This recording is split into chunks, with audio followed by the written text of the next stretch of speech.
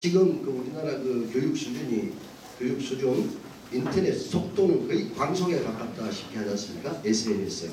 그러면 이 정도로 세계 수준에 있는 사람들 앞에 나와가지고 쓰레기 같은 저질 그 평론가들이 그렇게 그 출연을 하게 되는 데는 뭐 인맥이라 그럴까, 안시라 그럴까, 뭐 줄이라 그럴까, 그게 관계가 돼 있지만은 근본적으로 저질이다. 그 근저에 철학이라는 걸 보이질 않아요. 하루살이 같아가지고. 그래서 그거에 대해서 저 언론사는 그 메커니즘을 모르니까 거기에 대해서 좀 말씀 좀 해주십시오. 네, 감사합니다. 수준 미달이다. 정말 열받아서 못 보겠대서 이제 저 TV도 없었다 집에. 예. 감사합니다. 예. 그 앉아서 하겠습니다. 예. 그 제가 이제 2012년에 종편을 많이 했습니다. 그때에 이제 제가 딱 보니까 신문사에서 나왔는데 참 우연치 않게 신문사에서 정년퇴직을 앞두고 나왔는데 문재인 씨가 대통령이 될 것 같더라고요. 근데 제가 여러 날을 고민했어요. 여러 날을 문재인이가 대통령이 되면 대한민국은 이른바 공산화가 될 것이다. 이건 틀림없는 거다. 그렇다면 이걸 막아야 되는 거 아니냐. 그 이유는 이미 문재인의 정체는 본인의 입으로 다 나왔던 겁니다. 김대중과 김정일이가 그 합의한 소위 말하는 낮은 단계의 연방제로 남북한을 통일하겠다는 것이 문재인의 그 통일 정책이거든요. 김대중 대통령의 3주기 추도식에서 문재인이가 분명히 얘기를 합니다. 2011년 낮은 단계의 연방제 통일을 반드시 다음 정권에서는 이루고 말겠다. 그리고 문재인 씨는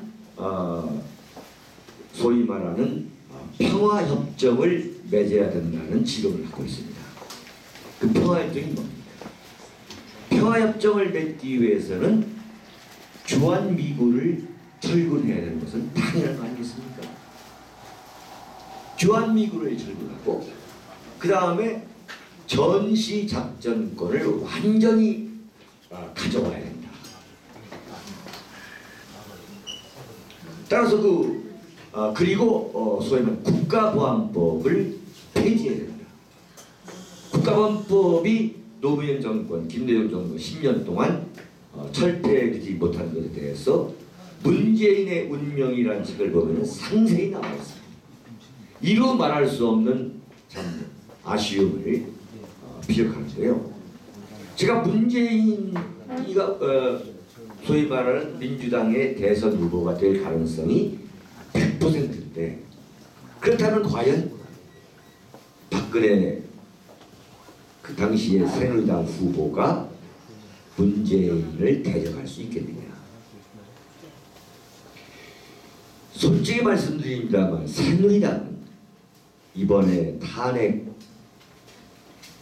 겪기 훨씬 전부터 이미 정말 정신적으로 노쇠하고 참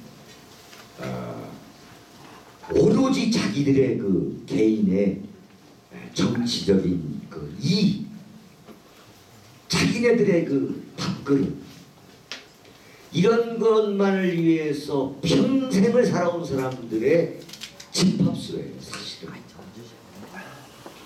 겉으로 보기에 다소 화려한 경력을 갖고 있는 국회의원들이 있는 것 같지만 사실은 지금 대한민국의 많은 분들이 갖고 있는 그 화려한 그 학력과 경력에 비하면 오히려 그보다 훨씬 못한 3류, 4류, 5류들이 사실 새누리당에서 지금 국회의원을 하고 있는 겁니다. 솔직히 말씀드립니다.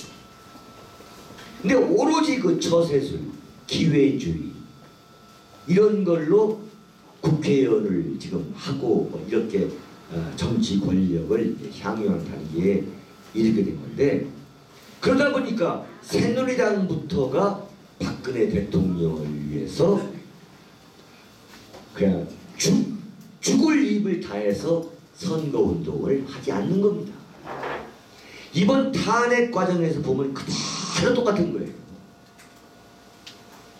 그게 지금 새누리당, 한나라당, 그 전에 신한국당, 그 전에 민자당, 그 집권당의 전통이에요. 정말 권력만을 쫓는 해바라기 족속들의 집합소가 솔직한 이야기가 지금 새누리당의 전통입니다. 그러지 않고서는 이렇게 지금 자신들이 참 당선시킨 대통령이 이런 위기, 이런 노란, 이런 시련, 이런 지옥을 겪고 있는데 이렇게 참 단 한 명도 예외 없이 숨죽이고 있을 수 없는 거거든 사실. 그래서 사실 제가 이제 그래서 그렇다면은 이 나라가 큰일이다. 그래서 제가 박근혜 대통령의 러닝메이트로 내가 생각하자 해가지고 아예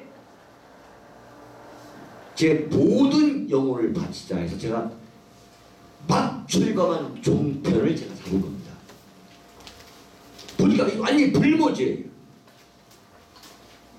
예, 근데 공중파, KBS, MBC, SBS 같은 경우는 무슨 100분 토론이다 이런 토론넷밖에 갈 수 없는 건데, 저는 이미 그야말로 이 보수 우파로 찍혔기 때문에 그 KBS, MBC, SBS에서 저를 부르는 것도 아주 싫어하는 거예요. 왜냐면 가면 그냥 일격에 그냥 그야말로 엎어버리니까. 네, 솔직한 이야기. 그러니까 소위 말하는 그렇죠, 완전히 뭐 작사를 내는 거죠, 그야. 네? 그런데 이제 종편은 막 출발하기 때문에 저 같은 사람을 불러다가 이제 막 이걸 이제 토론을 벌여야만 시청률을 올릴 수 있다, 정착을 할 수 있다라는 그 속셈이 서로 맞은 거예요. 아니 아니라 저 종편을 나가서 그냥 첫날부터 참 그 시청률이 엄청났죠, 정말. 그냥 첫날부터. 예. 예컨대 제가 쾌도란마에 월요일과 금요일 나갔는데, 월요일 날 나가면은 나가서 세운 시청률을 아무도 깨지 못합니다. 그러니까 소위 말해 공중파를 앞서가는 시청률이었어요. 그러다가 금요일 날 나가면 제가 월요일 날 세운 그 시청률 기록을 금요일 날 또 깨는 거예요. 또. 그러니까 뭐 굉장했죠, 아주.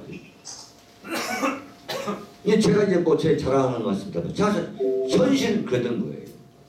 그러니까 정말 박근혜 대통령이 참 그 소위 말하는 대통령은 정말 천원이 있어야 된다는 말이 이게 맞는 말입니다. 그때 종편이 생겨가지고 윤창중이라는 한 그 어떤 인간이 마침 신문사를 그만두고 나와가지고 새로운 길을 모색하는 거예요. 윤창중 칼럼 세상이라는 그 칼럼 전문 블로그를 만들어가지고 매일 칼럼을 쓰고 또 그 방송을 하고 하는 그런 어떤 인간과 참 이게 뭐 참 그래서 제가 볼 때는 참 뭐가 신이 있다고 생각하는 건데 마침 그게 딱 맞은 거예요.